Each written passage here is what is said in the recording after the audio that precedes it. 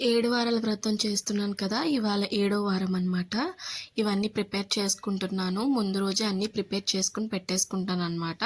అందులోని 7th week అవ్వడం వల్ల అన్నీ 7 కావాలి కాబట్టి వాటికి ప్రిపేర్ చేసుకుంటున్నాననమాట. 7వ వారం పూజ విషయానికొస్తే చాలా జరిగిందండి. అంత జరుగుతుందని ఎక్స్‌పెక్ట్ చేయలేదు.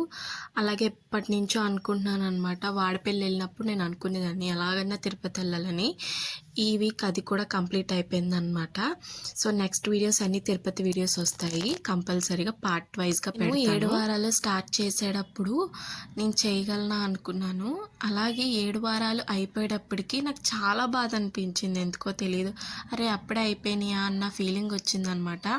అంత మార్పు వచ్చింది నాలో. అంటే ఫిజికల్ యాక్టివిటీ అనేది నాలో లేదు ఎప్పటి నుంచో. అలా ఇంట్లో ఉండిపోవడం వల్ల ఏదో మొండిగా అలా ఉండిపోయాను.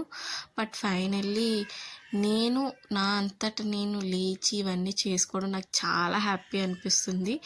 ఎంతో కొంత మార్పు అయితే నాలో వచ్చినందుకు ఈ పూజ వల్ల నేను చాలా రుణపడి మీరు కూడా నాలాగే ఖాళీగా ఉంటే ఒకసారి ట్రై చేసి చూడండి.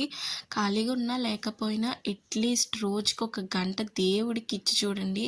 దేవుడు ఖచ్చితంగా మనకి ఏదో ఒకటి రిప్లై ఇస్తాడు కంపల్సరీ. అది నేను నమ్మడం మొదలుపెట్టాను. నేను నిజంగా దేవుడిని అసలు నమ్మేదాన్ని కాదు. దేవుడికి దండం కూడా పెట్టేదాన్ని కాదు. నిజంగా ఉంటారా ఏంటి అనుకునేదాన్ని. కానీ మా హస్బెండ్ దేవుడికి దండం పెట్టుకో అంతా మంచి జరుగుతుంది అంతా బాగుంటుంది అంటే ఎప్పుడు వినేదాన్ని కాదు. ఎందుకో తెలియదు. ఫ్రెండ్స్ చెప్తే మాత్రం బాగా వింటాం కదా మనం. హస్బెండ్ చెప్పిన పేరెంట్స్ చెప్పిన ఎక్కువ వినాం కాబట్టి నా ఫ్రెండ్ ఒక అమ్మాయి అన్నదనమాట, వాడపల్లి వెళ్దాము దండం పెట్టుకుందాము అని. సరదాగా మొదలైంది నాకు అలాగా.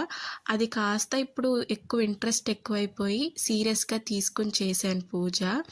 చేయడం వల్ల కొంచెం మార్పు అయితే బాగా కనిపించింది. సక్సెస్ఫుల్గా 7 వీక్స్ అయితే కంప్లీట్ అయిపోయింది 7 వారాల వ్రతం. వడ్డీ వారం కూడా చేసేద్దామని అయితే అనుకుంటున్నాను.